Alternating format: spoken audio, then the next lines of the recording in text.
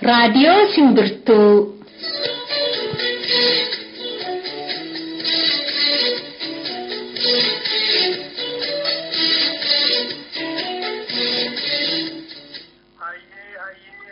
Waaqa gurraacha, waaqa bokkuu sibiilaa, waaqa shanangataa, waaqa sagaltaman garbaa, waaqa dargan booranaa, waaqa ciicoo gurraattii, waaqa sikkaayyoo, barri nagaa ta'u, bariin nagaa ta'u, galgalli nagaa ta'u, ganamni nagaa ta'u, handuula mirgaa naa galu.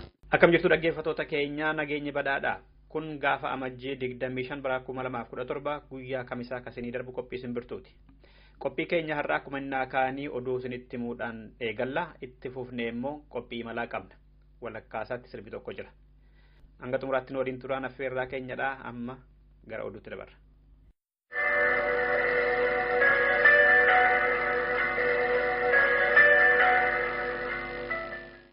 Artist Eliyaas Kifluu mana hidhaa keessatti dhukkubsachaa jira.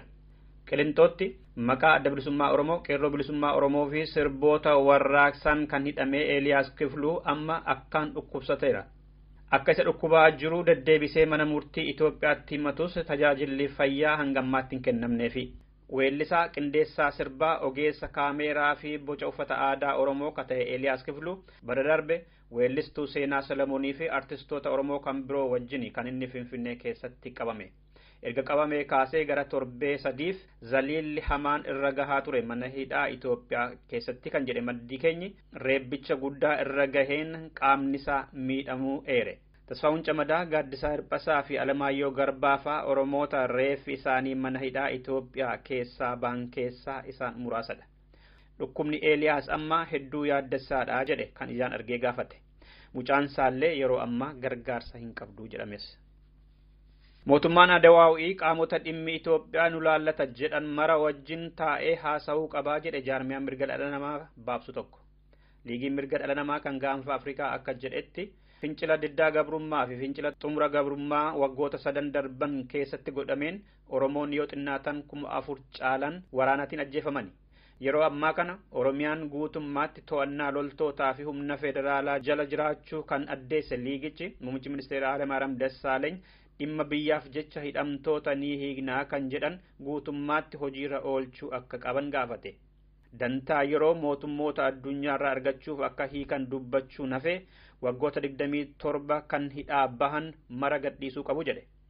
Qondaalonni Adawaawii sadarkaan jiran akka waan gaaffiin uummataa hanqina bulchiinsa gaarii gaafataa jiruutti jallisanii dhiyeessaa jiru kan jedhe liigiin kun gaaffiin dhugaa kan uummanni Oromoof kaasaa jiran garuu kan bilisummaa kan haqaa fi kan walqixxummaa ta'uu eere.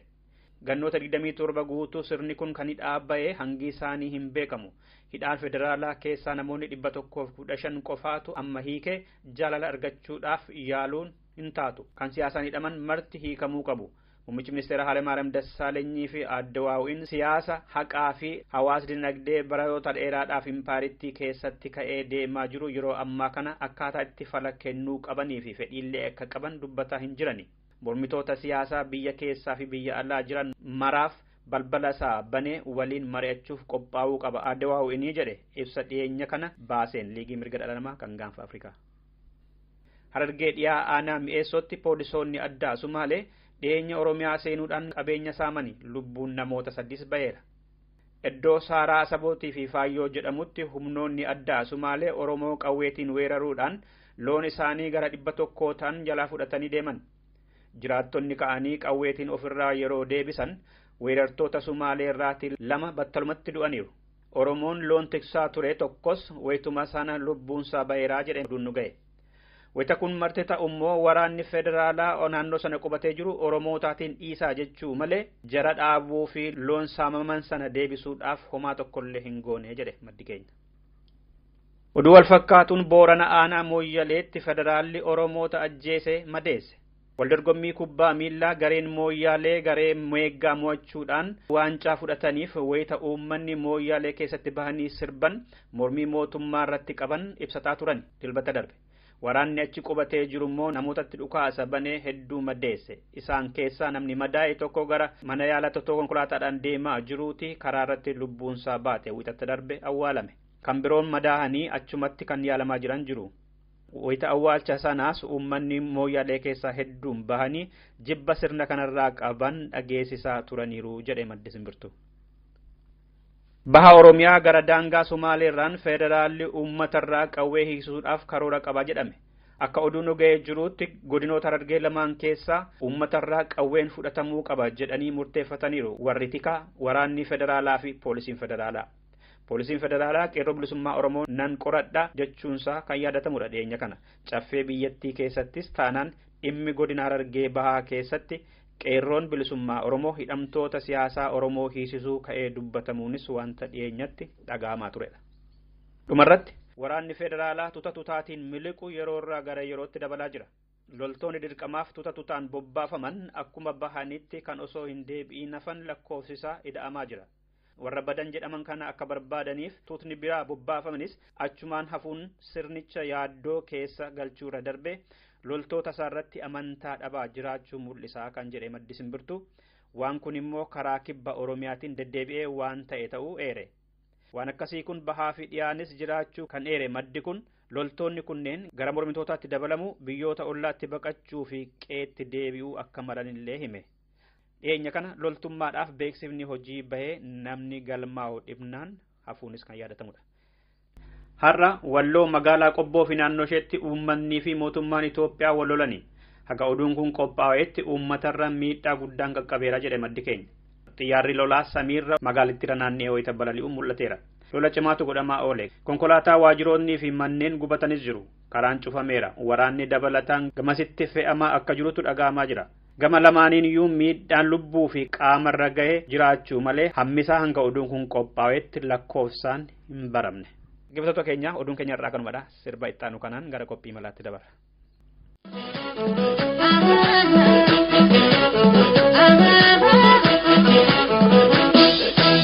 Mitone tiya kode koyamate Dawi flafa wallo farda koyamate Dawi taninu lafti wallo kiba Eritan wal bare gale ko basuba Ya dangara wallo farda koyamate Imala jalalanu ni ko basuba Infinera kae gahe kiba wallo Dasitan segana chiko tumalo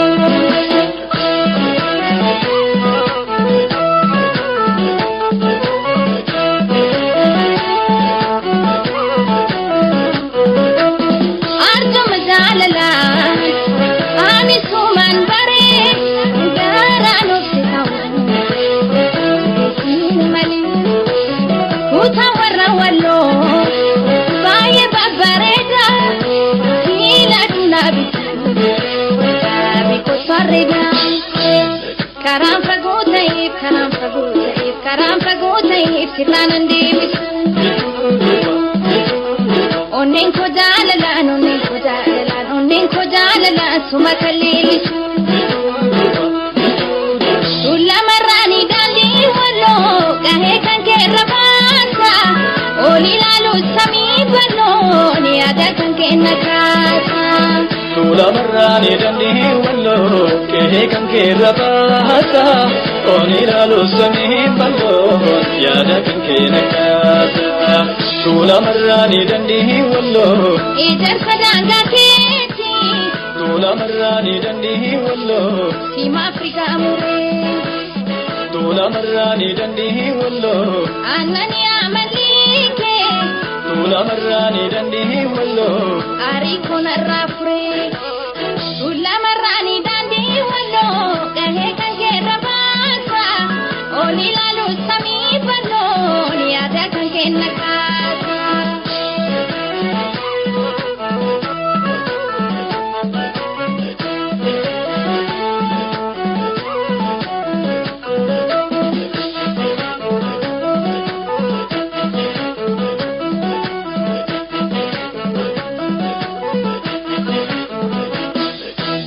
Ya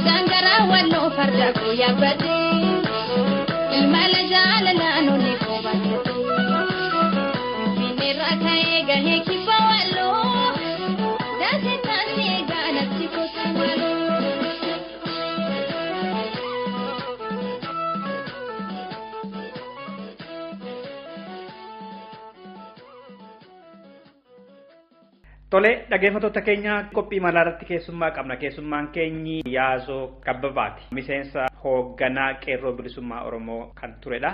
Yaazoo guddaa galatoomi yeroo keef tole nu jechuu keessa birtuuratti.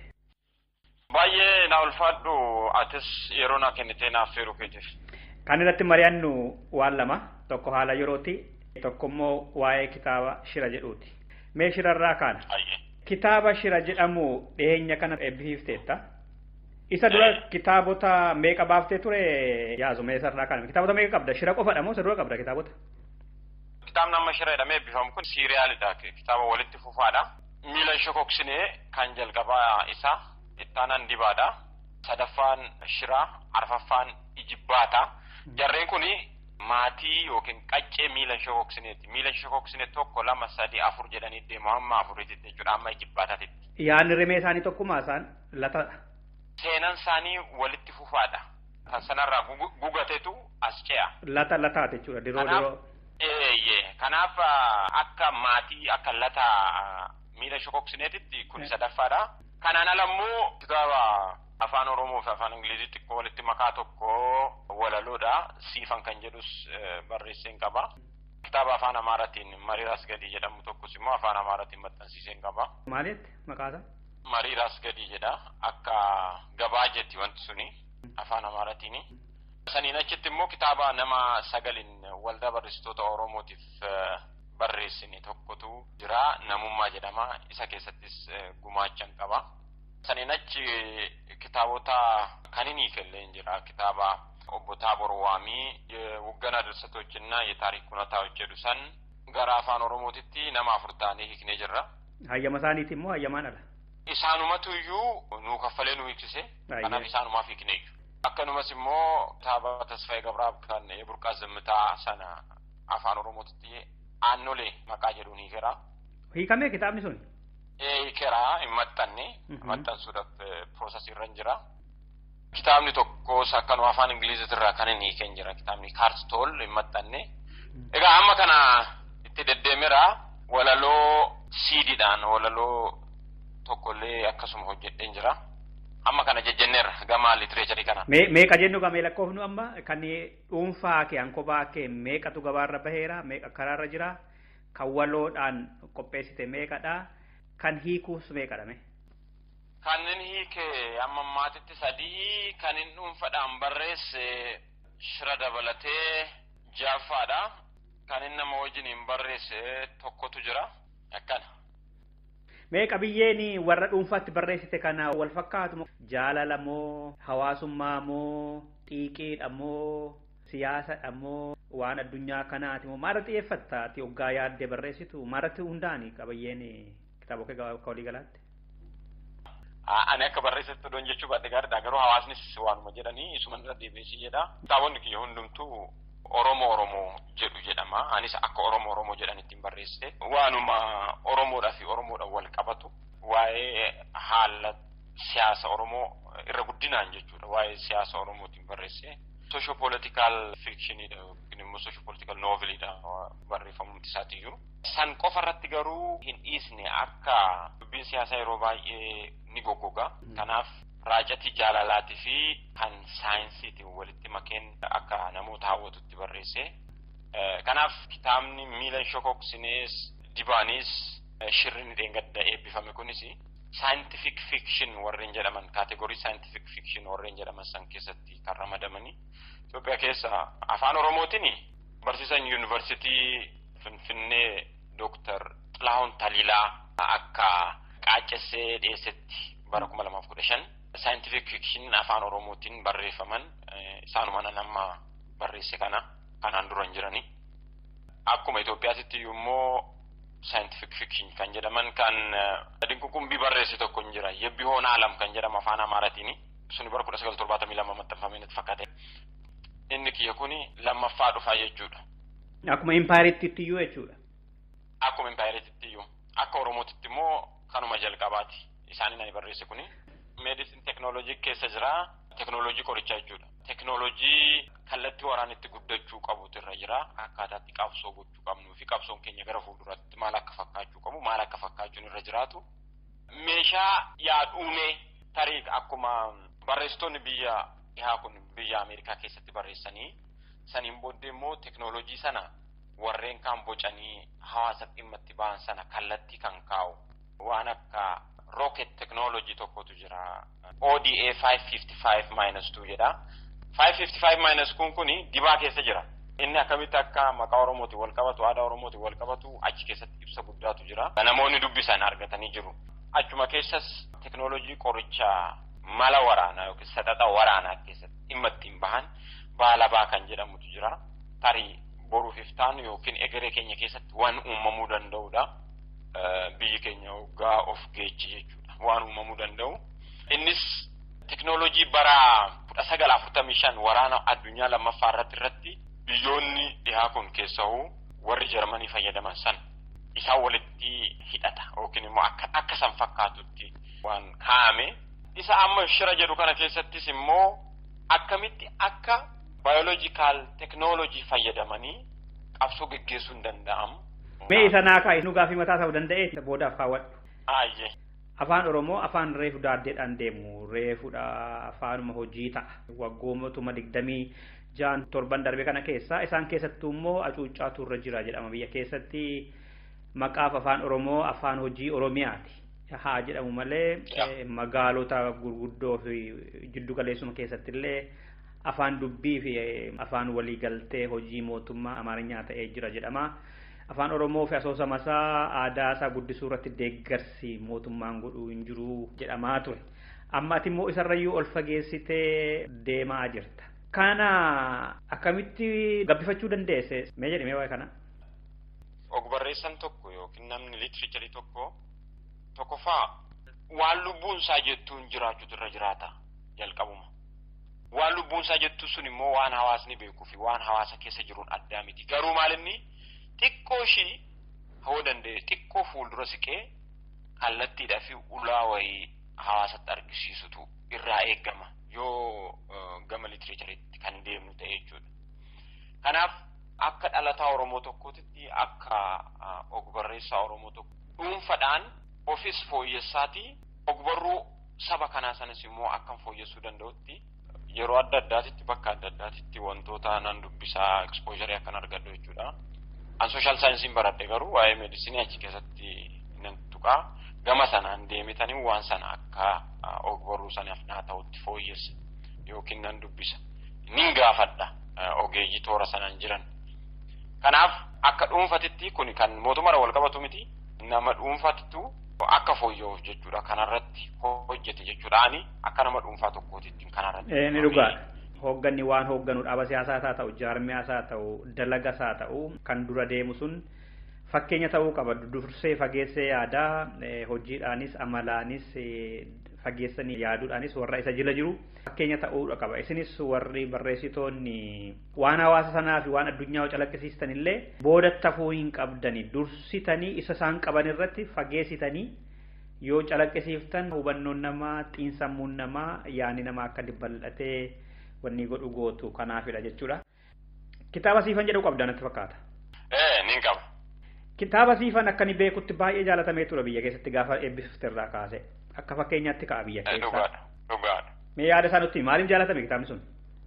Kitaabni sun kitaaba walalooti. Walaloon achi keessa jiru suni akkuma nama sin jedhe qabiyyeensaa political satire isa jedhan warri literature kuni jibbaaf balaaleffannaa siyaasaa jechuudha yookiin immoo jibbaaf balaaleffannaa himaammata biyya tokko of keessatti qabdi. Cigoodhaan immoo kallattuma haadha kee abbaa kee jedhan tokko si gadi. Gaa ogbarruu keessatti maali haadha keetii maaltu abbaa keetii yoo akkas kan jettu ta'e barreessuu sirraan eegamu yookiin immoo ogbarreessa ta'uu sirraan jiraatu. Arrabsituu ta'uu qaba. Nama arrabsuu salphaadha. Nama arrabsuu salphaadha gadhuma baatee nama arrabsuu hin dandeessaa. Yoo safuuf aadan hawaasa keessatti dhalatteessuuf sin eegne yoo safuu sana hin beekne yoo sin kabanye nama arrabsuun salphaadha. Kanaafi gama ogbarruu tokkoo dhuftu arrabnillee akkaataa itti nama arrabsanillee oguma qaba. Sanii immoo gareen literarii ta'e gareen dubbistootatii fi gareen waan kana hubachuu danda'u qofa akka hubatutti bifa ogumaatiin lafa keessa. Kanaaf kitaabni suni Russian Blank Ideology waan jedhamutu jira. Ideology sanaan akka sadarkaa barnootaatiif ta'utti yookiin akka referensii sadarkaa barnoota olaanaatiif ta'utti itti yaadamtee kan qophooftedha. tarii sanumaaf jaalatan jedhee yaada. Yeroo baay'ee immoo warri kitaaba barreessan kun artistoonni kun warri diraamaa hojjetanis namaan galuu jedhu gariin yaada dhoksaa fi jecha dhoksaadhaan barreessu. Kanaaf kan isaan dubbatan namaan galuu jedhanii namoonni akkatti hiikkatu. Gariin akkas jechuu barbaadeera jedhu gariin immoo akkas jechuu barbaanne akkas jechuu barbaadeera. Yookaan immoo isaaniin alayyuu hiikkata ta'a barreessaan sun. Kun maalirraa madda akkasii kun? Kitaaba tokko namni tokko gudubbisu hubannoon bakka sadi jirti jedha warri ogeessi ogbarruu bakka saditti kaa'u hubannoo. Level of understanding bakka saditti kaa'u. Tokko hubannoo barreessa sun ittiin barreesse. Lammaffaan immoo hubannoo mirga dubbisaati. Sadaffaan hubannoo mirga qabiyyeeti. Achi keessatti kanaaf jechuudha kitaaba keessatti kanaaf. Kanaaf namni akka isaaf ta'etti akka hubatu godhanii barreessitu barreeffama sana perfeektii taasisa yookiin immoo sirrii fi gaarii taasisa. Namni tokko kitaaba barreessee yoo dubbisaan kee harka dhibbatti kan jaalatu ta'e yookiin barreessaa santu dadhabaadha yookiin kitaaba santu yaraadha. Jaalatamuun iyyuu rakkoo qabachuudha. Harka dhibbatti nama gammachiista taanan harka dhibbattis nama gaddisiista taanan wanti kun lamaan keessaa tokko ta'ee jira jechuudha. Garee waan sanaan aaree kitaaba san darbatu. Garee wayii immoo garee waan sana jaalachuurra kan ka'e yeroo rafullee boraatii jala hin dhabne. Gareen immoo giddu galeessa ta'e kun uumamuun dirqama literacharii keessatti yookiin immoo ogbarruu keessatti. Namni aaree isin arrabsuu isin qeequu isin irratti barreessoo jiraate hamlee keessanii tuqu? Amma gabaabaanii mana laalta jechuun hin danda'amu. Jalqabuma gabaabaa dhiisuudha malee. Kuni gaafa kitaaba sana maxxansistee gurgurtaaf yookiin gabaaf dhiyeessite kaastee qeephuu arraba jibba garee muraasatiif of qopheessitee baata waan ta'eef ogbarruu keessatti barreessaa hogguu taatuu fi siyaasa keessatti gaggeessaa hoggaa taatu gogaan kee furdaa ta'utu irra jiraata. Kan yoo sitti bulluqe si badaan daftee hin danfine yoo dallantees kan daftee hin qorrine. Akkas ta'uu qabda. Fakkeenyaaf amma addunyaa guuturraa hawaasni kanaan dura kitaaba kiyya dubbisee beeku kan kitaaba kiyya illee dubbisee kan akkanumatti na beeku hawaasni hedduun jechuudha. Gammachuudhaan bitaa mirgaan kaan bilbilaa kaan barreessaa kaan walii sheer gochaati jira. Akkasumas immoo gareen bichuu wayii immoo kan arrabsu hin jira akkanumatti qindaa'ee Ameerikaa keessa kan jiru jira. Gammadaa jirta areemma isatti isatti. Jarman keessa. Gammadaa jirta isatti hojiin koo dalageera kitaabni kiyya jettee isatti gammadaa jirta warra si arrabsu. Definitely amma otoo hundumtuu na jejee harka dhaheeraate akkan sila dura siin jedhe san ta'a. Ogguun arrabsa kana kitaabni suni hojii sirriitti hojjeteera jechuudha amma. Dhaggeeffattoota keenya yaazoo kabbabaa faana haasaa kan jirru waa'ee eebba kitaaba shiraa fi kitaabota isaa kan biroo waliin qabsiifneetu. Kitaabni barreessaa tokko baay'ee jaalatamaa yookaan immoo qorqalbii namaa qirqira kan jedhamu wantoota ati jette kana yoo guutanidha moo maaliif yoo maal ta'anidha kitaabni tokko kan baay'ee jaalataman yookaan hawaasa keessatti kan isaan dubbii kaasan.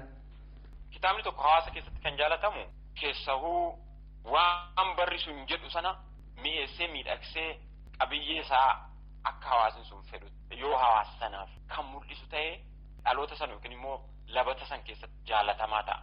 Labata taanuttis wanti sun akka dhaalaatti darba. Kuni jaalala kitaabatiif. Kitaabni tokko immoo prevalensiin kitaaba sanii immoo kan guddatu yeroo gareen akkanaa kun uumamu gareen akka arma dura jennee kun uumamu kitaabni suni bal'inaan hawaasa keessattis deemuu kan danda'u bal'inaan labatattis illee darbuu kan danda'u. Waan tokko sii kaasa. Kitaabonni Baaluu Birmaa afaan Amaaraatiin barreessu tokko hin jira. Quboo qabda silaa jedheeni. Oromaayifa. Oromaayi kaadmaas baashaagaris jira. Yeeqaa kokkab xirrii sunis jira. Daraasii kan jedhu sunis jira. Egaa kitaabota Oromaayi dura jiran hundumaa fudhadhu. Walitti bu'iinsi yookiin immoo gobangaleessummaan Oromaayi keessatti inni uume namichichumaa gaafa nyaate jalqabeeti. Gareen jajuu fi gareen mormu kan dhalate. Kitaabonni isaan dura turan suni hamma isaanii miti. Akka kitaaba kanaatitti dhalootatti darbuudhaaf humna godhanne garuu barreessan tokkumaa bara mammaatitti barreessan namichumaa kitaaba kanarratti immoo humnatti godhe konfliktiin achi keessatti uume sun. Raage iyyuu malee sirni sun akka du'aa jiru iyyuu dursee raage. Oromaayi jechuun iyyuu raaguma matuma isaatiin. Kanaaf ogguu konfliktiin akkasii uumamu ogguu hawaasuma tokko keessa jechuudha. Gareen tokko kasii arrabsu gareen tokko immoo kasii jechu gareen tokko immoo kan gidduutti waan sana fudhatee taa'u guumamu hojii wayii hojjechaa jirta jechuudha. Madaalli kee beekta. Amma akka deemte madaalli kee amma akka ga'u sitti mul'isa. Amma namoonni nama arrabsan advertising akka hojjechaa jiran hin beekan. Akkuma burqaa zimitaa isa gaafa haaraa maxxaneerra waggooti 5 darban garmalee gurgurame maaliifi waanuma jiruudha garuu akka bifa hasoosamaatiin dhiyeesse tasfaa'een garuu laphee Oromoo keessa jira wanti sun dhugaadha wanta ta'ee darbedha. Baay'ee na ulfaadhu isa sii kaasafan ture. Burqaa zimitaa jabina ogbarruu inni qaburra jibbinsa warri faallaa kitaaba sanii ta'an irratti gaggeessan tokko gurguramu godhe. Kanumatu deemaa jechuudha amma yeroo kamiyyuu taanaan. Kuni amala ogbarruuti. Waa'ee kitaaba kee shiraa eengadda ifatti kaayirootti eebbisetti deebina.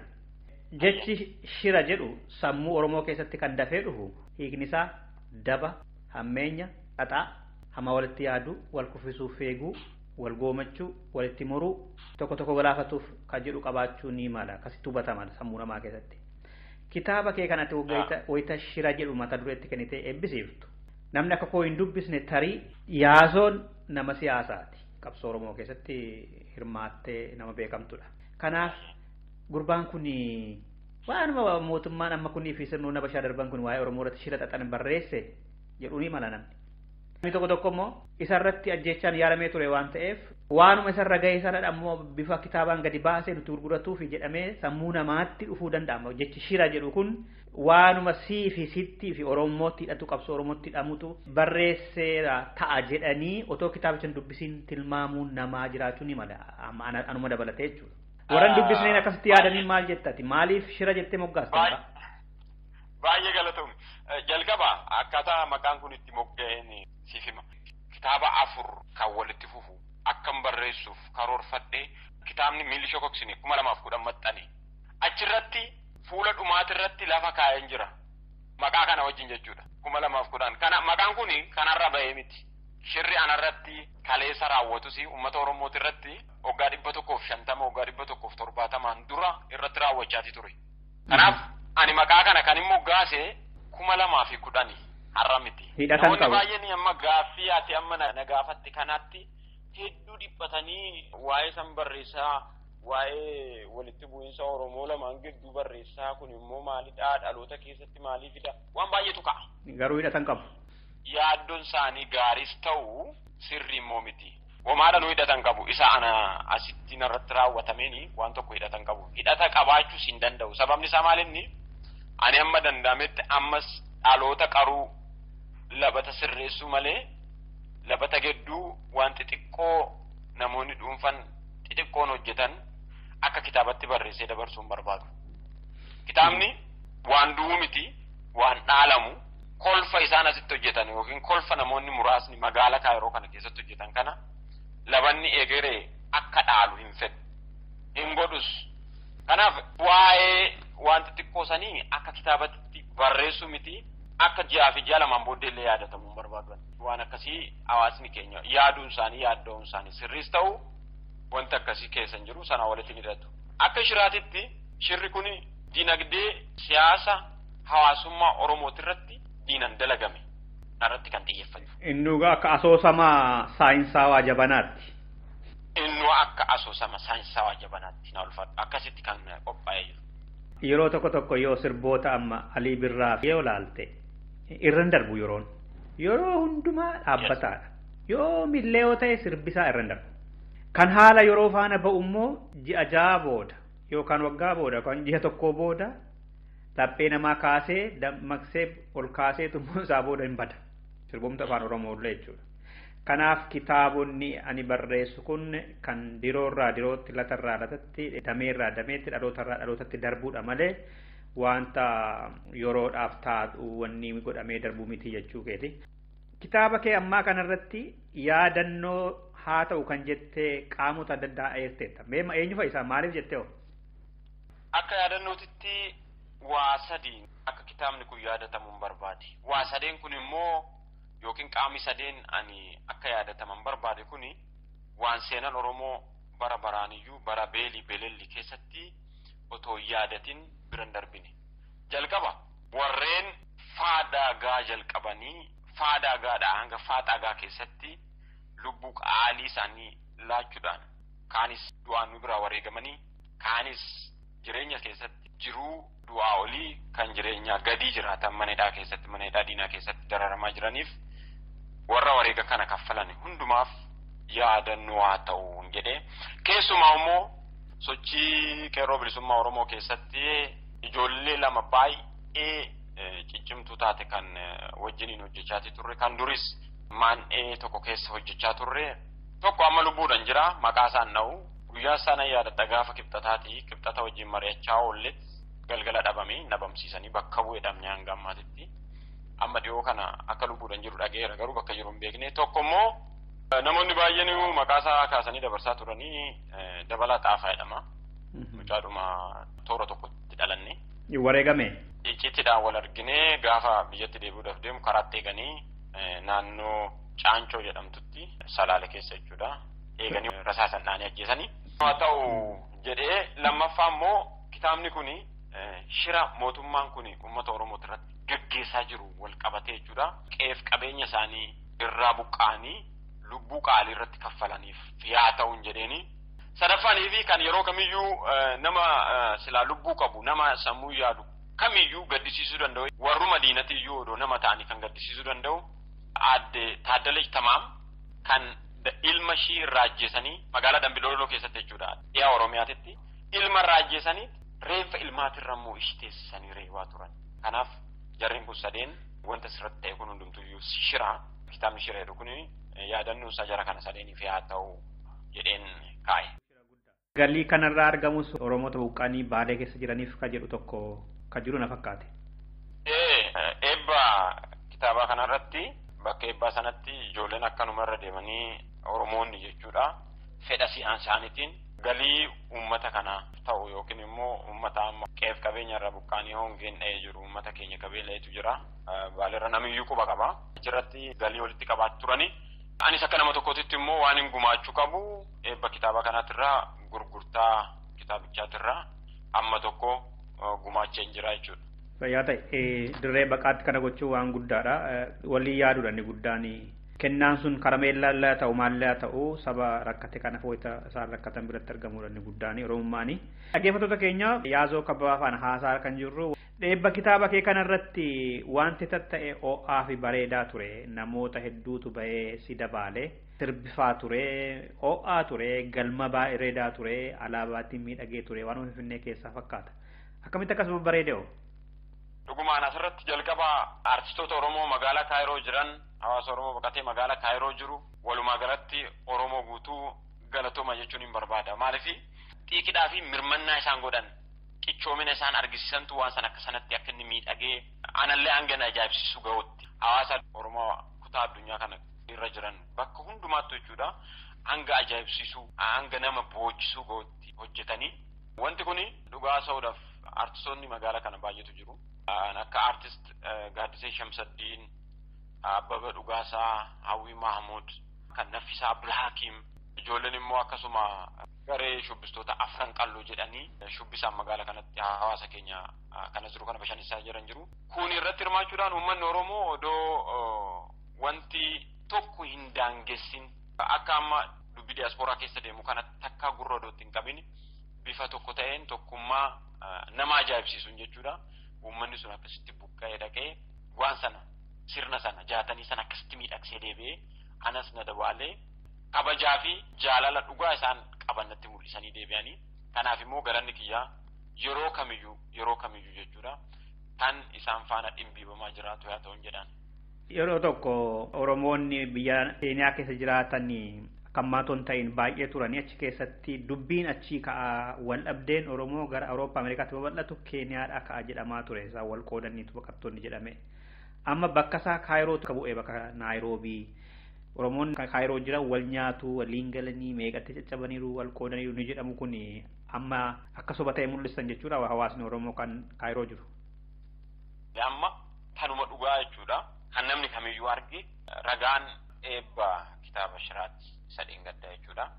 Walitti bu'insi wal qoodinsi adda addummaa garaagarummaa wanni jedhamu akka hin jirre hawaasni kun yeroo kamiyyuu taananii hawaasa somba tokkoon hafuura baafatu hawaasa harka wal jala dabarsee afaan wal kaayuu akka ta'e eengadda ifaan gadi ba'ee mul'iseera.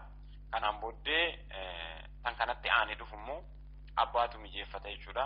Uummanni keenya itti yaadeetti dhimmame tokkummaa isaa bifa ittiin tikfatu irratti dhimmamuutu irra jiraata. Kana irratti Simoon hojjetuudhaan adda addaa kuni ka'umsa gaariidha. Oromoon hoggaa mammaaku sireen otoo nama hin dadhabiin tafkiin nama dadhabdii jedhani.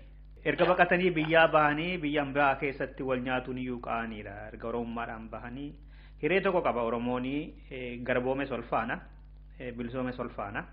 Dhiiga tokko qaba, biyya tokko qaba, afaan tokko qaba, aadaa tokko qaba. Kanaaf bidiree baqaa keessatti jetteedhaan wal dhabuun wanni hin turre. Amma afaan ta'e godhuu baay'ee bareedaa jechuudha wanni keessatti. Kitaaba kee kana namni bituu barbaade eessaa argata? Amma fakkeenyaaf Awurooppaan jira. Eessaan bita? Arabaa jiru immoo nan bitadha eessaa bita? Inni Oromiyaa jiru hoo eessaa bitachuu danda'a? Inni Jaappaan jiru bitachuu barbaade eessaa argata? Ameerikaa fa'a? Kutaa addunyaa bakka hawaasni keenya baay'inaan itti argaman hundumattuu kitaabni kun hin argama. Asirratti waan tokko wanni ibsuu barbaadu bifuma wal fakkaatuun Oromiyaattis maxxanee eebbifamuuf jira guyyaa qaba. Biyyuma keessatti moo? Ayyee. Kan biraa Awurooppaa keessa biyyooti lama yeroo kanatti jechuudha kan gurguraraa hin jiru. Warri Jarmanii tokkollee fixaniiru. Hangi muraasni hawaasa keenya kan Siwiidin jiran harkatti hin argama. Kan Jarman fixaniiru deebisnee erginaaf garuu nan ergaa fi asii UK'tti argama. Ameerikaa Minneapolis jiraata. Dallas jira, California ni jiraata, DC jira, Auckland jira, yeroodhaaf jechuudha. Kaanis akkuma hawaasni keenya nagaafatetti bakka jirutti nan qaqqabsiisa. Hawaasa Torontoo jiruuf amma ammaatitti namni asii garas deemu hin argamne. Garuu innis nan gaadhee yaada Torontoodhaaf Calgary keessa. Nu eeggadhaa jechuu keeti? Yes. Biyya Arabaa foo? Afrikaa biyya kaanii foo? Biyyoota Afrikaa kaan Sudaan keessas koppiin muraasni yeroo dhiyootti hin galaa amma namoonni isaan bakka buufatan. Hawaasni bakka buufateetidha kan nagaafatu. Baay'ee si ajaa'iba disipliiniin hawaasni ittiin gaafachaa jiru. Kanaafis galata guddaa hawaasa keenyaaf qaba. Kanaaf garee Sudaan jiru nama bakka buufatee as ergeera guyyaa lamaan booddee achi singaa. Warreen ijoolleen keenya kan Saawudii jiran ammas kan dur barataa kiyya ture kan amma Saawudii keessatti hojjetaa nama jabaa ta'ee jirutu jira. Karaa isaatiin inni bakka bu'aa ta'ee hawaasa keenya kan achi jiru akka qaqqabsiisu Saawudii, Dubaay fa'aa naannisaa Jiddaadhaa fi Qaataar wal qabate jechuma keessatti walii ergaati jechuudha. Akka wal qaqqabsiisan haalli mijatee jira. Kitaabni amma kaargoo godhamee jira garas karaarra jira. Kutaa Afrikaa kaaniif garuu amma ammaatitti nama bakka bu'ee raabsuun arganne. Akkuma arganneen isaaniifis bakka jiranitti erguu fi qaqqabsiisuu dandeenya. Tole. Kan amma kitaabota barreessan Oromoo hedduu jira. Garuu qubee afaan Oromoo fi seerluga afaan Oromoo beekanii barreessuun hagam hiikasaa fi dubbistoota miidhuu dogongorsuu guddina afaan kanaallee quucarsuu danda'etta yaasu. Walumaa galatti waan tokko barreessaan gosa sadiitu jira. Tokko barreessitoota yookiin immoo barreessaa waanuma arge barreessu jedhama. Kan itti aanee jiru immoo barreessaa waan barreessuu qabu barreessu jedhama. Inni sadaffaan immoo barreessaa waan barreessuu qabuuf qofa barreessu jedhama. Amma gara warra afaan Ingilizitti fudhanne namni waan barreessuu qabu creativeidha. Warra yaadhuumedhaan waa uumuu danda'a, warra waa sirreessuu danda'aniif waa tolchuu danda'ani. Isaan kun waan barreessan qabu. Warri immoo waan barreessuu qaban odoo qabanuu akka namni fedhetti fedha namaa qofa barreessa warri chronicles jedhamantu jiru. Isaan kun beekumsaaf fedha ofiitti kan barreessan fedha namaa nama gammachiisuu irratti barreessu. Jarreen kun hawaasa dogoggorsu. Warri waanuma argan barreessan jedhamu sun immoo diina waraqaa jedhuun namoonni tokko jara kanaan. Waraqaan adiin hoggaa qullaa taa'e qofa aaranii waan caaran namatti fakkaatu jedhanii lafa kaa'u. Wanti guddaan amma kanuma sadan keessaa of barbaadudha. Dhaggeeffattoota keenya marii yaazoo kabbabaa waliin taasifne kan kitaabota irratti xiyyeeffate kanumaan xumurreerra. Kutaa tokkoffaan mariin keenyaa kanumaa jechuudha. Kutaa lammaffaa isaa immoo haala yeroo qabsoo biyya keessaa irrattidha kanneen xiyyeeffatu. Isa immoo torbee dhufuuf dhiyeessina. Hanga ammaatti waan nu caqasaa turtaniif horaa bulaa jechuudhaan sirba burtukaan addunyaa kanaan nagaatti kan isiniin jedhu Andasuu Dulaati.